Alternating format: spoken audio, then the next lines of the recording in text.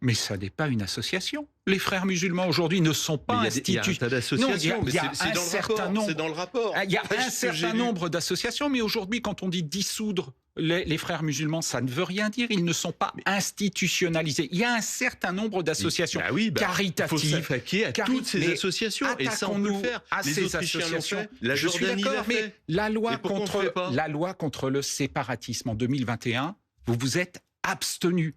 Parce qu'elle n'allait pas assez loin, selon vous. C'était une première étape. Alors, vous auriez pu la voter.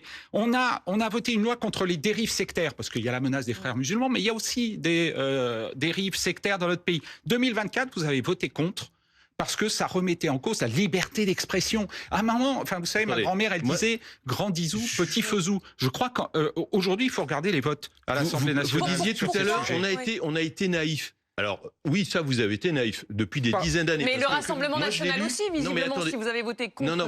Alors, attendez, moi, vous voyez, dans cette proposition de loi, il y a les propos, c'est une phrase, d'Emmanuel Macron, discours des Mureaux, on s'en souvient, 2 octobre 2020. Le président de la République déclarait, je cite, « Ce à quoi nous devons nous attaquer, c'est le séparatisme islamiste. C'est un projet conscient, théorisé, politico-religieux, qui se concrétise par des écarts répétés avec les valeurs de la République, qui se traduit souvent par la constitution d'une contre-société. » Et vous n'êtes pas d'accord avec ça ?